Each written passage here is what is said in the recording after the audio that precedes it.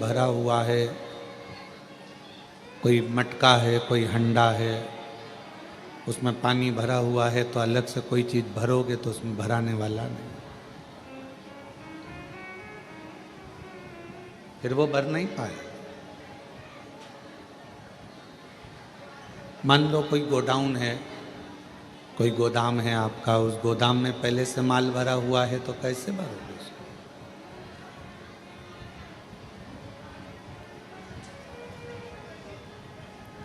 उस गोदाम का खाली होना जरूरी है अगर उसमें कुछ भरना है तो।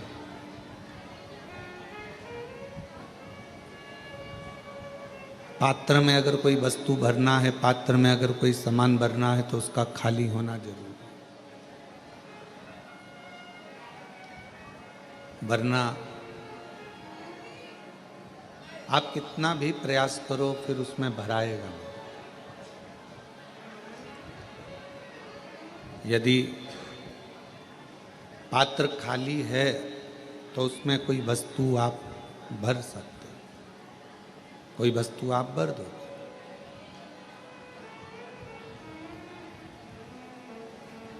गोदाम खाली है तो गोदाम में कोई वस्तु आप भर दो।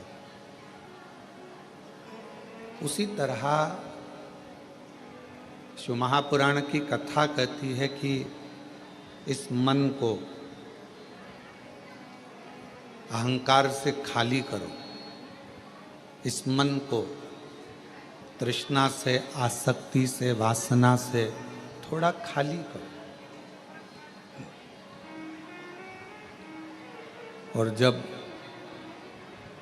ये मन आसक्ति से, वासना से, लोभ से, तृष्णा से, काम से खाली रहेगा तो ये निश्चित है कि इसमें शिव महापुराण की कथा जल्दी भरा जाएगी, अंदर उतर जाएगी। और मान लो खाली ही नहीं है, आपने प्रयास करा कि इसमें मैं कथा को सुनने के लिए बैठा हूँ, मैं कथा को श्रवण कर रहा हूँ, मैं कथा को सुन रहा हूँ, कथा सुनने के लिए मैं बैठा हुआ हूँ। और यदि मैं कथा श्रवण करने के लिए बैठा हूँ तो मेरे को कथा भीतर प्रवेश करे, अंदर आए, तो वो कथा आपके भीतर प्रवेश नहीं करेगी। कथा का प्रवेश कब होगा? जब हम भीतर से खाली हों।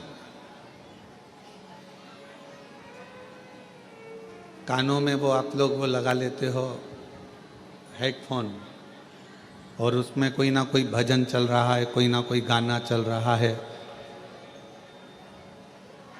अब कोई गाना चल रहा है हेडफोन पर और आप बैठे हो कथा के पंडाल में कि मैं कथा सुनूंगा,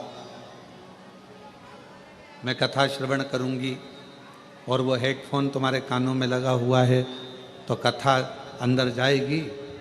सही से सुन पाओगे? नहीं सुन पाओगे। बहुत कठिन है। यदि भगवान शंकर की अविरल भक्ति को, भगवान शंकर के मंत्र को, भगवान शिव के नाम को, भगवान शिव की अविरल भक्ति को हमें अपने भीतर धारण करना है, उसको अपने अंदर उतारना है, तो शिव महापुराण की कथा कहती है पहले ये दुनिया के हेडफोन को थोड़ा सा दूर करना पड़ेगा। किसी ने कुछ कहा और आप मन में सोचे कि मेरे अंदर कोई हलचल ना हो,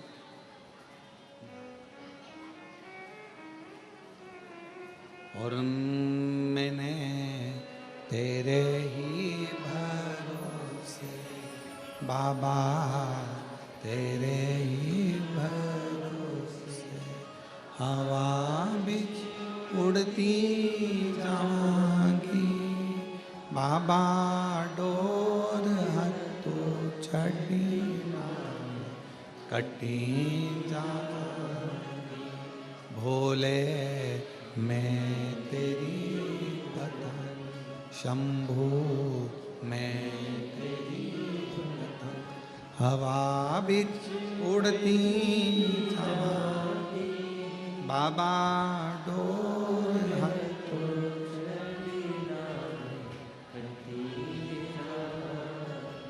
भोले मैं तेरी। भीतर से जितने खाली रहो, पर किस चीज से खाली रहना है? काम से, आसक्ति से, वासना से, तृष्णा से। इससे हमको खाली होना।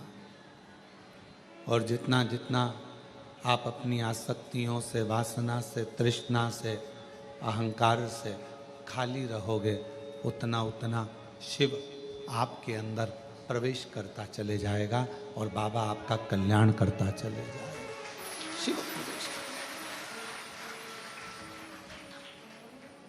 क्यों आए हो यहाँ शिव महापुराण की कथा में? आप लोग कथा को सुनने के लिए यहाँ नहीं आए।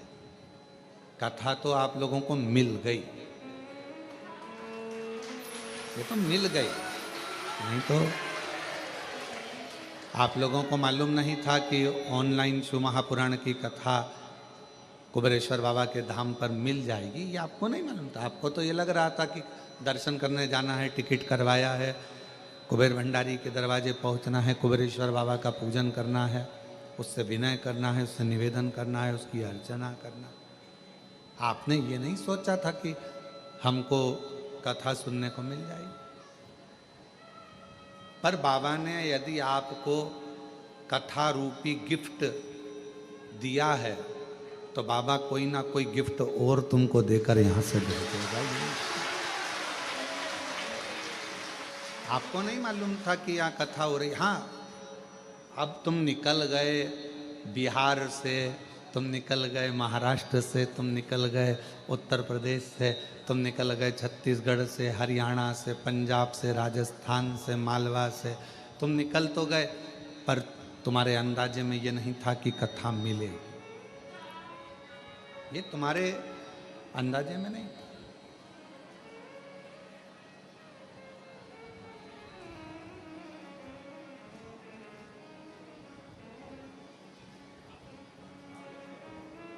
ये तुम्हारे अंदाजे में नहीं है।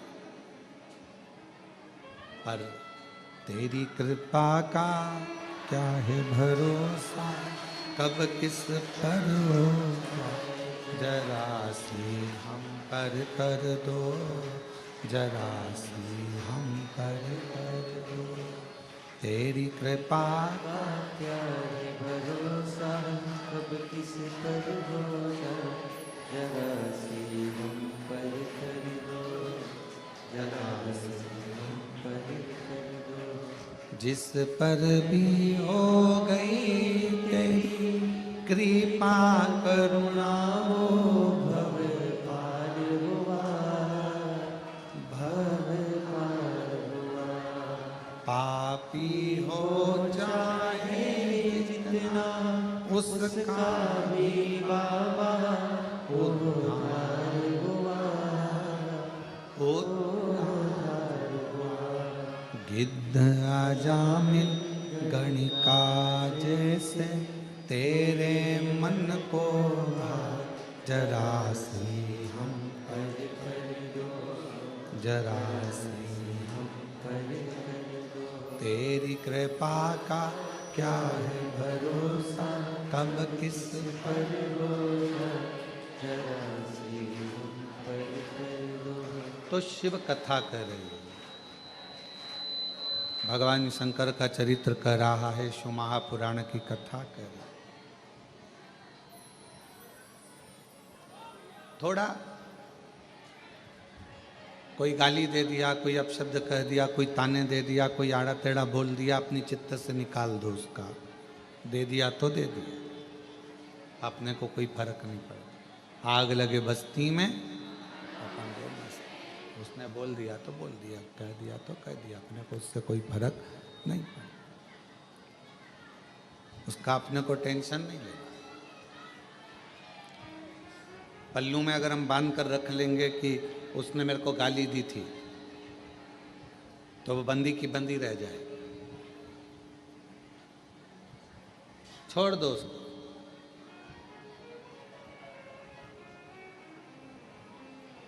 पल्लू में हमने बांध कर रख लिया कि उसने मुझे आड़ा टेढ़ा कहा था, तो वो हमेशा हमारे पास में बंधा की बंधा रह जाए। कई घरों में बुजुर्ग चले जाते हैं, बुजुर्ग शांत हो जाते हैं, कोई दादा परदादा चले गए, कोई बुजुर्ग चले गए, कोई दादा परदादा चले गए, कोई दादी परदादी चली गई, तो घर के लोग उनका सामान संभाल कर रखते हैं। आपके यहाँ भी रखा होगा कोई परदादा का, परदादी का कोई सामान जो उनका यूज का होगा, वो रख लिया।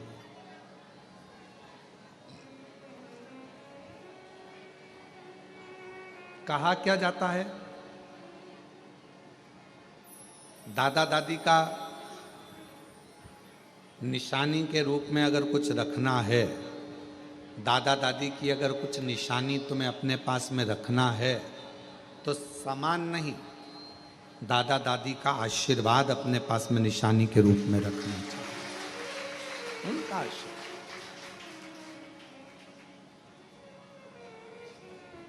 माता पिता का आशीर्वाद हो, दादा दादी का आशीर्वाद हो, वो हमारे पास में धरोहर के रूप में कुछ रखा है हमारे पास में।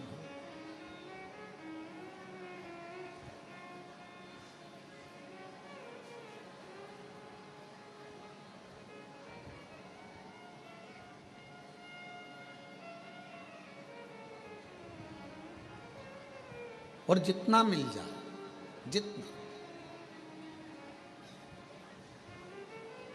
उसमें कोई आशीर्वाद की कोई क्वांटिटी नहीं होती कि हमको इतना ही आशीर्वाद चाहिए।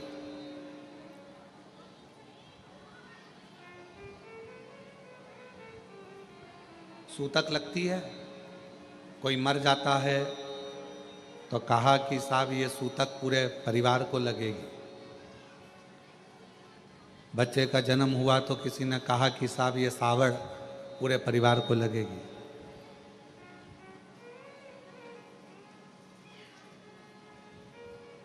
अब जैसे सूतक पूरे परिवार को लगती है, बच्चा जन्म लेता है तो सावड़ सुआ पूरे परिवार को लगता है, उसी तरह व्यक्ति पुण्य करता है, यदि भगवान का भजन करता है, कोई सत्कर्म करता है, तो वो भी पूरे परिवार को ही लगता है, पूरे परिवार।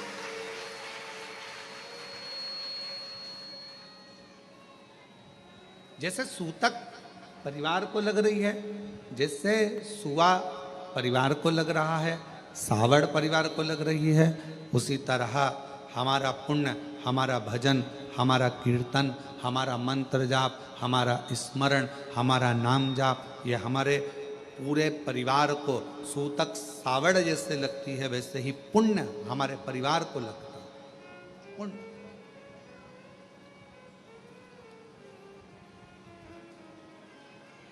यहाँ माता जी बैठी हैं, उत्तर प्रदेश से आई हैं।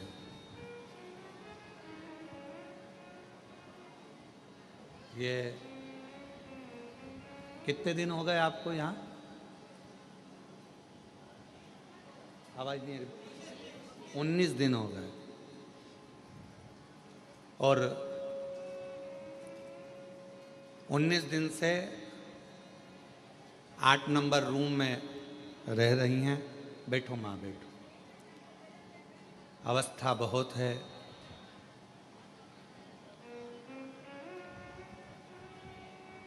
रक्षाबंधन पर जब राखी बांधने के लिए आई, कहा हमारे बाप के घर आए हैं और आप हमारे भाई हो, आप जीजी बोलते हो, तो राखी हम लाए हैं। तो राखी बांधने के लिए जब आई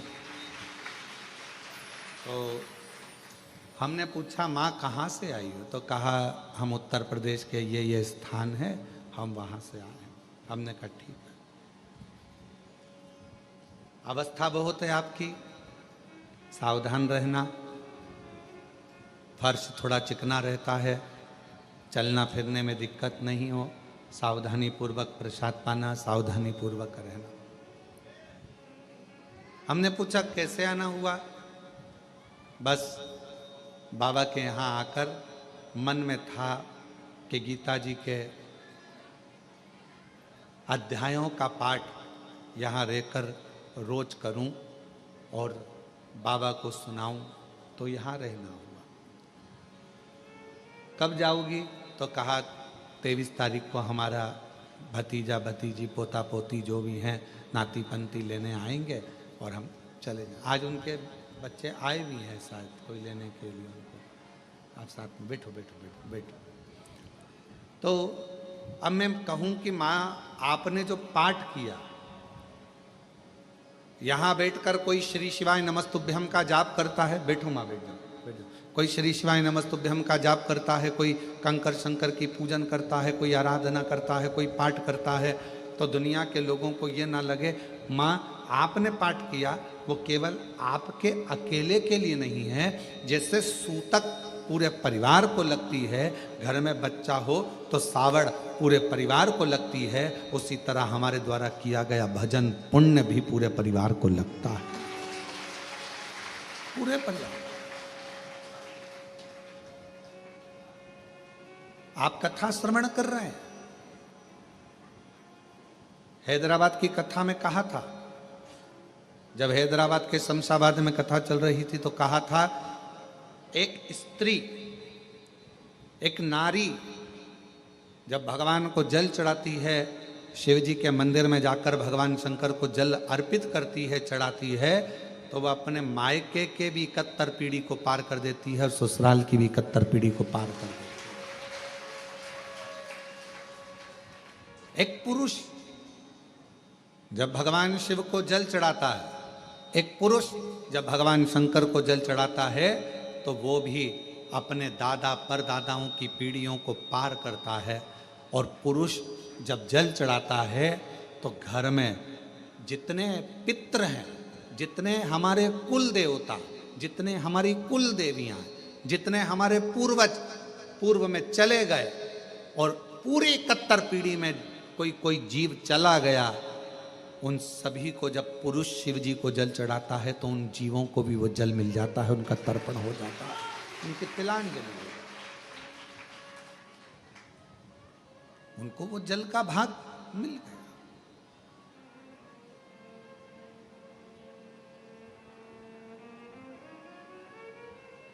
क्या करता है वो जल का भाग?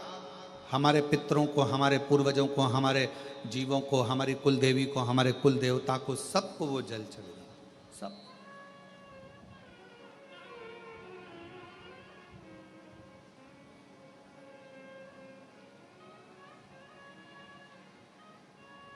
कोई पूछे कि क्यों गुरुजी शिवजी कैसे दिखते हैं? हमने सुना है कर्पूर गौरम करुणावतारम संसार सारम भुजगेंद्र हारम। हमने सुना है कि शिव का स्वरूप ही है, हमने सुना है शिव का स्वरूप ऐसा। क्यों गुरुजी? शिव कैसे दिखते हैं? शंकर कैसे नजर आते हैं? कोई तुमसे पूछे तो कह देना, कोई जो तुमसे प्रश्न करे कि शिव कैसे लगते हैं तो कह देना बिल्कुल तेरे जैसे लगते हैं, बिल्कुल।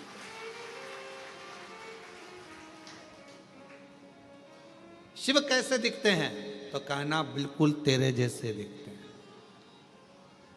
बिल्कुल तेरे जैसे।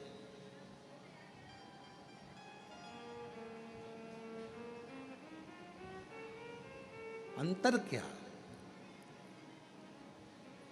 ये मनुष्य को आत्म ज्योति कहा जाता है। आत्म ज्योति।